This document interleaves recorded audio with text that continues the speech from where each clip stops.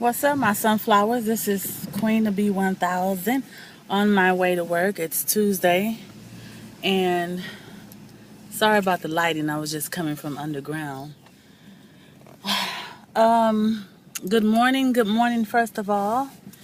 And this is going to be a part two of the video that I was doing yesterday. I'm sorry about the funny light. I don't know why it's light like that. Maybe when I turn. This is for a YT sister of mine that reached out to me. So I'm going to do the part two of what I said I was going to do. I'm sorry I didn't do it at home because when I got home from work, I didn't feel like doing nothing. And that's why I do them in the car, because I know when I get home, I get comfortable, and I eat, and I don't feel like doing no video. So I'm doing it when I'm fresh. My mind is fresh. I'm sorry about the light on the side. I don't know why it's doing that this morning. But it is what it is. So anyway, the title of this video is going to be how am I able to have a close relationship with my children when I didn't get that example growing up? A closeness. That's a very good question. First of all, I think about how I felt when I was growing up, when I didn't get the closeness. The things that you get caught up in because you're not getting the love from your parents. The mistakes you made, the things that happened to you because of that. Usually when kids are not getting love, attention, and all those things that they're supposed to get from their parents, they end up seeking love elsewhere. That happens. As soon as someone tell you you're cute or anything like that, I mean, even if it's guys getting into gangs and all kinds of things like that, so you get to thinking about that in your childhood and the mistakes you made, and then you think about your children. Most mothers don't want that for their children. They don't want their children to go through what they went through.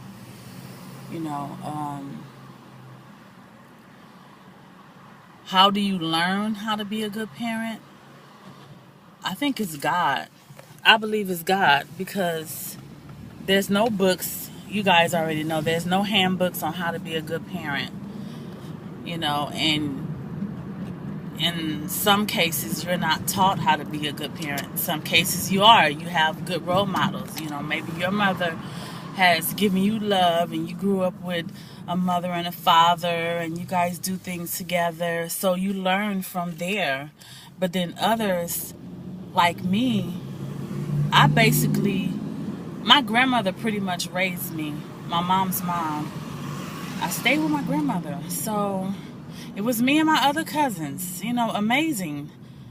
And it's pretty sad that it was me and my other cousins. His mom couldn't take care of him, so she let him stay with the grandmother. It's like everybody laid all the kids on my grandmother.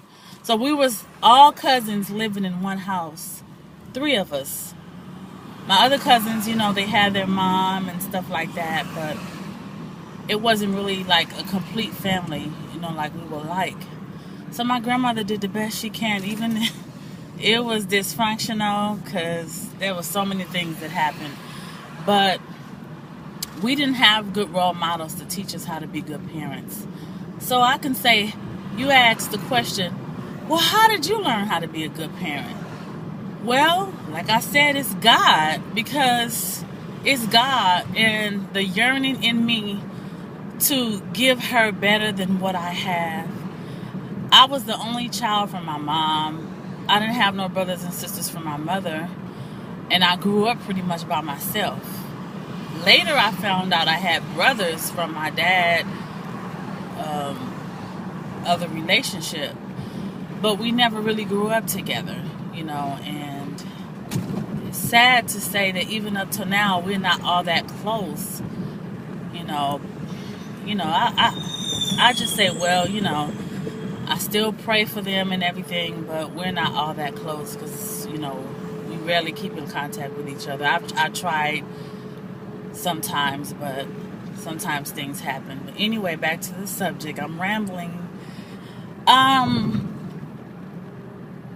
just learned from thinking of how I felt as a kid, you know, and what I don't want her to go through. She's my daughter, of course. I'm her mother, but she's like a combination of the two. A sister I never had, and of course my baby.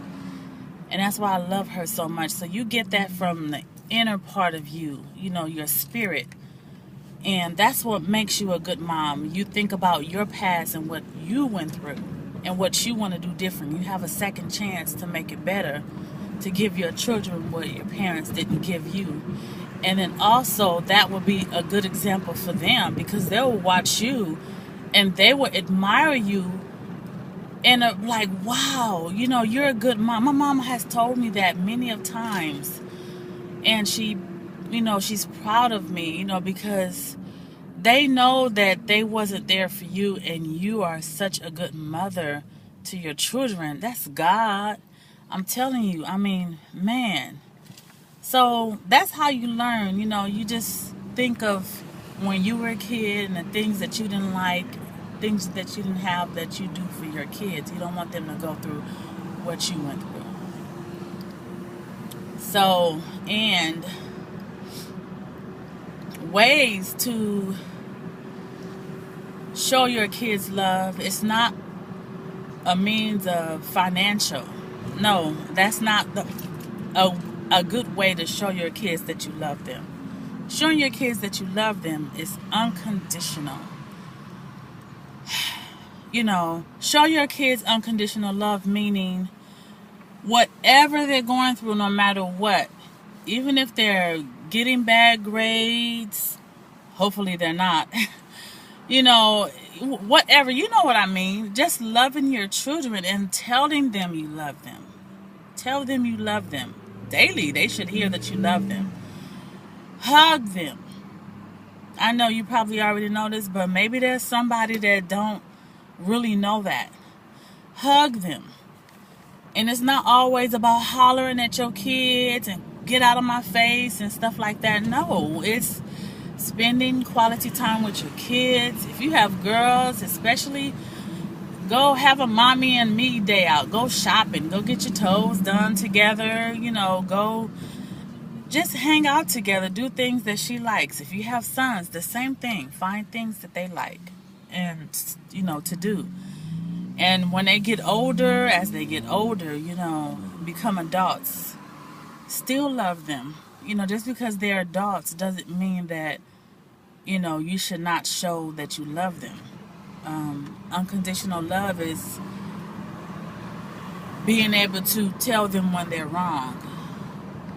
You know, it's not every time that's, you know, they will do something, you will not say anything. It's just unconditional love is also correcting them when they're wrong.